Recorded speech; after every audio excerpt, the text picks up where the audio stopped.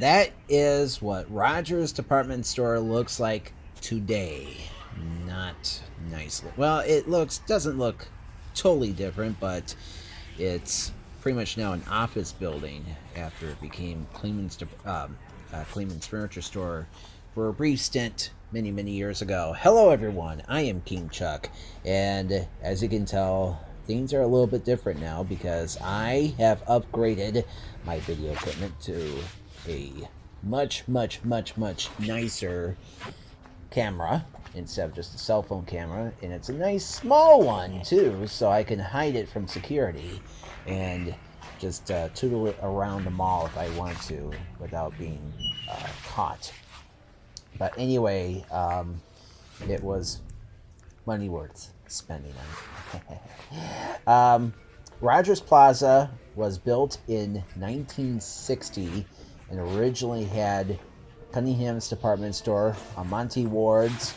It had a couple of grocery stores, A&P and Kroger. By the way, that was probably one of the most popular businesses in the whole mall, that barbershop we just passed. But over time, and there's also Alf Insurance in this mall. Alf Insurance, yes, and their logo, I believe, is an elf. Isn't that something? But anyway, Rogers did pretty well for many years because Grand Rapids for many years only had just moderate-sized shopping malls, except for Woodland, I guess. Although Woodland kind of started small-ish, and then it grew over the years, and Rogers, being 366,000 square feet, it's not really a big mall at all, as we all know. It's still the third largest shopping mall in Grand Rapids, or at least in the Grand Rapids region. Now, the situation is with this mall, because of course it was named after Rogers Department Store, right across the street, although the big anchor was Monty Ward's, like I mentioned. And, this mall has a GNC, like every mall has in America. Now, the story is that because of competition from Woodland and Rivertown Crossings, which was built in '99, this mall kind of started to suffer in the '90s, and it didn't help matters that that 36. I mean, that portion of town, the 36th Street GM plant closed, and this whole section of Grand Rapids just tumbled with it. Studio 28, which was one of the biggest movie theaters in the country, closed its doors, and they're kind of right next to Rogers Plaza. I do not know what that used to lead to.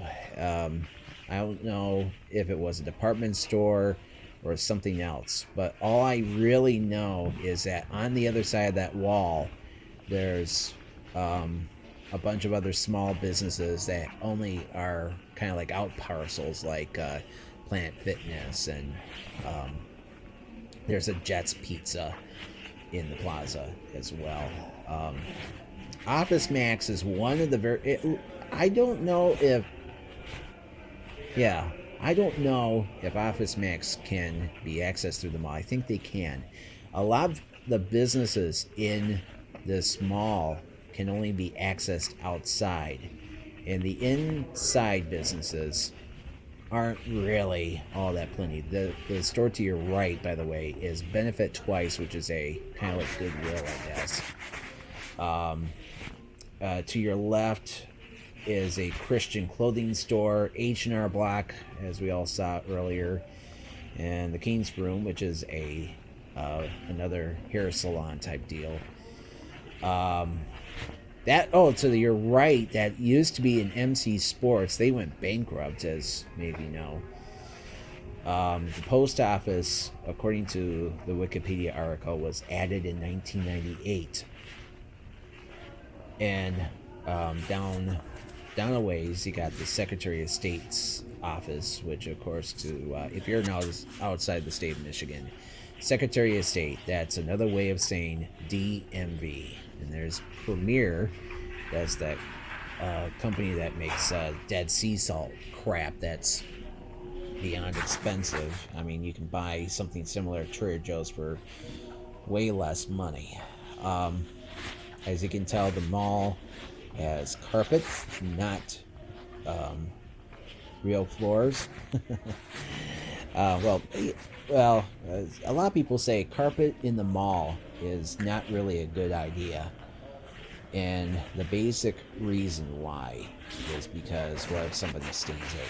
It's going to be a pain in the ass to take it out. There's a furniture store to your left, and a few other stores here and there. There's another store called City Trends, which I guess is one of the last true clothing stores this mall has. As you can see straight up ahead, there's a big wall up ahead. And you might have to ask yourself, what is that? Well, that wall was built not too long ago, and it's now part of Ollie's Bargain Outlet, one of the newest anchors to this mall. Ollie's is a nationwide chain that's kind of like Big Lots. They sell a lot of secondhand stuff. Well, maybe not secondhand. Stuff that was on another store's shelves. And then what they did was they decided to start reselling it for much cheaper. And that's another new store, Shoe Show. And it's amazing how these stores don't have inside entrances to Rogers Plaza. And it kind of makes me wonder why in the hell Rogers Plaza doesn't just convert itself into like a power plaza, a power strip like Center Point did. But that's the I guess that's the attitude of the owners of this mall.